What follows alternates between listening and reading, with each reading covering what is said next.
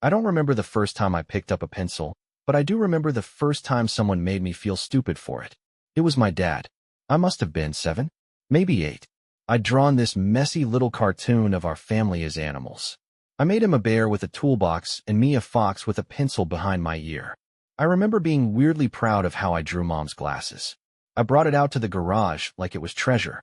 He was under the car, oil-stained hands, the smell of gasoline thick in the air. I stood there awkwardly until he noticed me. I held up the drawing. Look what I made. He barely glanced at it, wiped his hands on a rag, said, and I remember the words exactly. That's nice, bud. But maybe go help your mom with dishes. You don't want to end up a starving artist. Then he slid back under the car, and that was it. It wasn't cruel. Not intentionally. But something in me folded. After that, I stopped showing him my art.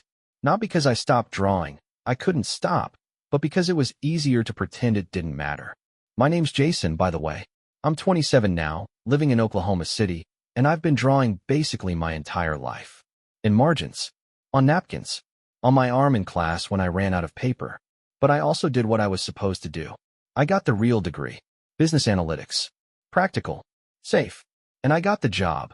A beige little cubicle in a beige little office, running reports for people who used words like leverage and low-hanging fruit. Every day I came home drained in a way that sleep didn't fix. So at night, late, when no one was looking, I'd draw. Nothing fancy. Just me, my old Wacom tablet, and a playlist of instrumental horror scores. It was the only time I felt remotely alive. I had this one pen I always used. Technically just a cheap plastic stylus, but I wrapped it in blue electrical tape after the grip tore off. Looked ridiculous. Felt perfect in my hand. I used it until it squeaked. Anyway, one night, I posted a fan art sketch to Twitter. Just something weird I whipped up at 2 a.m. Glitchy VHS horror vibes. Fake game poster. Real grimy. Didn't think anything of it. Woke up to over 80,000 likes. My notifications were chaos. There were DMs. A guy from Toronto asked if I could do a similar piece for his game project. Offered to pay. Not exposure. Money. I was so shocked I didn't even say yes right away. I reread the message 3 times before replying like a nervous intern. That was the first time I made money from art. $40. But it felt like 4,000. After that, things kind of snowballed. Slowly. Organically. One job turned into 3. Then 10. I set up an Instagram. Started taking commissions. People liked my style. Weird, narrative-driven, cinematic. One guy said my art made him feel like he was dreaming while awake. That stuck with me. Within a year, I was making more from freelance work than I was at my actual job. So, and this is where I officially lost my mind. I quit. No big speech. No middle finger. I just didn't show up one day and never went back. Packed up my shit in a box and ghosted corporate America. I didn't tell my parents. I mean, come on. Of course I didn't. They still thought I worked remotely, crunching numbers and logging into Zoom meetings. I let them believe it because honestly, I couldn't face the disappointment. I could hear my dad's voice in my head already. What do you mean, drawing? That's not a career. That's a hobby. My mom wouldn't even say anything. Just give me that tight-lipped, slow blink she does when she doesn't agree but doesn't want to argue. So I kept the lie going. Every call was a performance. Works good. Yep. Busy quarter. Yeah, lots of spreadsheets. Meanwhile, I was drawing space Vikings and haunted house interiors for TTRPG manuals and creepy short films. I'd sketch until my eyes burned, drink flat Coke Zero at 3 a.m., pass out at my desk. It wasn't glamorous, but it was mine. And then one day, everything nearly blew up. The first sign that something was off came in the form of a like on Instagram. It was a drawing I'd posted the night before, a digital painting of a demon-possessed motel lobby, all flickering lights and water-stained carpets, with a bellhop that had no eyes. Pretty niche. I woke up, groggy and half sure I'd overslept, and checked my phone like always. The like was from an account called Frank1971. My dad's name. My dad's birth year. I sat there on the edge of my bed, just staring at the screen, heart pounding like I'd been caught stealing. The account had no profile pic, just the gray default silhouette and 0 posts. But it was following one person. Me. He'd found it. I don't know how. Maybe my cousin Ryan tagged me in something. Maybe my name popped up on someone's story. Doesn't matter. He'd seen it. And he didn't text or call. Just liked the post. And that somehow made it worse. I spent the next 3 days in a haze. Couldn't focus on my commissions. Barely ate. Every time my phone buzzed, I jumped. Not knowing, hoping, dreading that it might be him finally saying something. But nothing came. Just silence. And then, out of nowhere, at 10:43 p.m. on a Thursday, my mom called. She never calls that late. I answered immediately. "Jason," she said. Voice tight. "It's your dad. He's in the hospital." Everything went cold. Chest pain, shortness of breath. They called an ambulance. She didn't know if it was a heart attack. The doctors were running tests. "You should come," she said. I left within 10 minutes. Threw on jeans, didn't even pack a bag. Just grabbed my keys and drove through the night with the radio off and my thoughts screaming. By the time I got there, it was 2 a.m. The hospital smelled like bleach and fear. The kind of sterile air that makes you feel like if you breathe too deep, something will break inside you. He was in a small room. Lights dimmed. Machines humming. My mom was curled up in the corner chair with her hoodie pulled over her knees like she was trying to disappear. My dad looked small. Not sick, exactly, but fragile. His skin pale and thinner than I remembered. Wires and tubes and that little plastic clip on his finger that glows red. I stood in the doorway too long. When he noticed me, he gave me a nod, like he was just seeing me after work. "Hey, kid," he said. Voice hoarse. "You look tired." "You scared the shit out of me," I muttered. "Yeah," he breathed. Scared myself too. We didn't hug. We're not a hugging family. But I sat beside him and watched the monitor beep out proof of life. After a long silence, he said it. "I saw your art." Just like that. No build-up. I flinched, even though I'd been waiting for it. "You liked the motel piece," I said quietly. He nodded. The colors were good. Dark, but not messy. He paused, then looked at me. Really looked. "Didn't know you could do that." I didn't know what to say to that. I just stared at my hands. "I've been looking at your stuff all week," he went on. "Some of it I don't understand, but it's good. I can tell." He sounded almost embarrassed. "Why didn't you tell us?" he asked. I exhaled slowly, felt my throat tighten. "I didn't think you'd care," I said. "Or worse, that you would." He blinked. "I thought you'd think it was dumb. A waste." I didn't want to hear "get a real job" again. He didn't deny it. He just stared at the wall for a long time. Then he said something I'll never forget. "When I was your age, I played guitar." I turned to him. "You what?" "Yeah, blues band. We played Friday nights at this dive bar off Highway 10.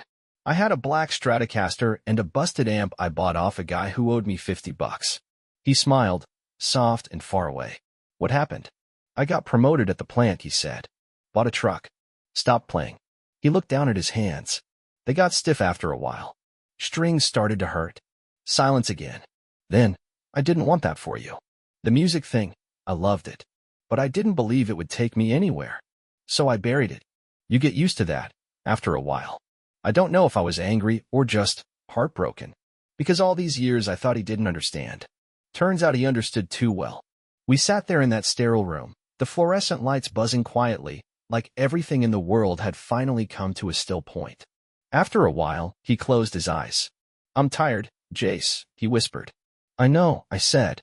"I'm proud of you," he mumbled. And then he was asleep. I didn't cry. Not right then. But my chest felt full of something I couldn't name, something between grief and gratitude. Like part of me was healing in real time. The day after he came home from the hospital, I drove down again. Didn't tell them I was coming. Just showed up. My old bedroom still smelled like dust and dryer sheets. The shelves were lined with books I never finished and baseball trophies I didn't really earn. The closet door stuck in the same spot it always had. That kind of muscle memory hits you in weird places. I stood in front of the mirror for a few seconds before going downstairs, practicing what I was going to say. Didn't help. They were in the kitchen when I walked in, my mom folding laundry on the table, my dad sitting with the sports section and his third cup of coffee. The mug had a chip in the rim. Same mug he's had since I was 12. I used to think it was lucky. "Morning," I said, voice a little too upbeat. Mom looked up, gave me a surprised smile. Look who finally remembered where home is. Dad just raised his eyebrows. Said, "Didn't know you were coming." "Yeah," I muttered. "Sorry. I wanted to talk to you guys." Something in my stomach clenched. I hadn't been this nervous since prom. Mom paused mid-fold. Dad lowered his paper. I sat down. Tried not to fidget with the wrapped stylus in my hoodie pocket. That dumb taped-up pen I couldn't stop carrying. There's something I need to tell you, I said. And I didn't say it smoothly. It came out all tangled, starts and stops, like my brain was buffering mid-sentence. I quit my job over a year ago. I've been working as an artist. Full-time. Freelance. Online stuff, books, games, promo art. Whatever I can get. The room went still. Like, frozen still. Mom's hands hovered over a towel. Dad just stared. I didn't tell you because I exhaled hard. Because I didn't think you'd hear me. Or maybe I didn't want to hear you. I don't know. You lied to us, Mom said. Her voice wasn't loud. But it cut. Yeah, I said quietly. I did. She put the towel down. Walked over to the sink and stood there for a beat. Back turned, hands gripping the edge. What about the job? The benefits? Your 401k? She asked, facing the window like it had answers. I gave them up, I said. Because I couldn't fake it anymore. That job was killing me, Mom. I was disappearing. Silence again. Dad scratched his jaw. Still hadn't spoken. Mom finally turned around. We worried about you for months. Thought you were burned out. Depressed. We asked how you were doing, and she shook her head. You just smiled and said everything was fine. I thought if I told the truth, I'd lose you, I said. Dad leaned back in his chair and crossed his arms. And now, I looked at him. Straight on. I don't want to lie anymore. There was a long pause. Then he sighed. Rubbed his face like he was trying to buy time with emotion. You paying rent? Yeah. Food, bills. All of it. You in debt? Nope. He nodded. Once. Slowly. Like something was unclenching in him. I don't get it, he said. Still don't. But if it's working for you. Mom didn't say anything. Just crossed her arms and leaned against the counter. Her eyes were glassy. I could tell she was trying not to cry, and not because she was sad. Because she didn't know how to feel. It's not just about the money, I added. I feel like I can finally breathe. Like I'm living as me for the first time. That had something in her. She walked to the closet, rummaged around, and came back with a box. Cardboard, a little crushed, duct taped shut. She set it in front of me. I kept these, she said. I opened it. Inside, sketches. Crumpled notebook pages. Comic strips I drew in 5th grade. That weird dog character I invented who fought crime with spaghetti. A folded birthday card where I'd drawn Dad as a grill-themed superhero. I couldn't speak. My hand shook a little as I picked one up, a drawing of me and them, standing in front of the house, our clothes drawn like superheroes. I thought you threw these away, I whispered. I almost did, she said. A few times. She looked down. But I couldn't. I don't know why. Maybe part of me always hoped you'd come back to them. That cracked something open inside me. And then Dad said something so quiet I almost missed it. I didn't want you to become me. I looked up. He was staring at his coffee, not drinking it. I let go of music before it ever had a chance. I made peace with it, or told myself I did. But sometimes, I dream I'm still playing. He met my eyes. I didn't want you to dream backwards, Jason. None of us said anything after that. But the silence, it felt different. Not like something was missing. More like something had landed. A week later, I got a letter in the mail. A real letter. Not a bill. Not junk. Thick paper, New York return address. One of those envelopes that feels too serious for anything good. It was from a law office. Inside, there was a short typed message. Formal language. Cold tone. But one sentence knocked the air out of me. You have been listed as the beneficiary of the estate of Edward Mallory. I just stared at it. That name meant nothing to me. At first, I called my mom. Do you know someone named Edward Mallory? Silence. Then, her voice, flat. Where did you hear that name? I got a letter. Said I inherited something. From him. A beat. Then another. He was my father, she said. Your grandfather. I sat down. You never mentioned him. We don't talk about him. I wanted to press, but something in her voice warned me not to. He left when I was 17, she said. Wasn't the kind of man you remember fondly. She didn't say more. Wouldn't. Just told me to be careful with whatever he left behind. But I couldn't let it go. Curiosity doesn't work like that. So the next week, I flew to New York. The office was in Midtown. Clean. Stiff. A woman in a gray blazer handed me a cardboard box and a manila folder. Inside the folder, paperwork. Inventory lists. Copyright documents. Notes on intellectual property. Inside the box, art. Hundreds of sketches. Drafts. Paintings on old paper. Pulp-style horror scenes. Creepy noir illustrations. Women in trench coats with haunted eyes. Men with shadows stitched to their backs. Monsters crawling through cracks in suburban walls. It was beautiful and bold and kind of insane. And I could feel it, his hands in the work. Not just technique. Impulse. That same raw mess I felt when I drew for hours and forgot to eat. It was like finding the blueprint of my own instincts. There was a notebook, too. Leather-bound. Worn soft from use. No big revelations. No, I always loved you from afar. Just notes. Doodles. Practice thumbnails. A quote written again and again in the margins.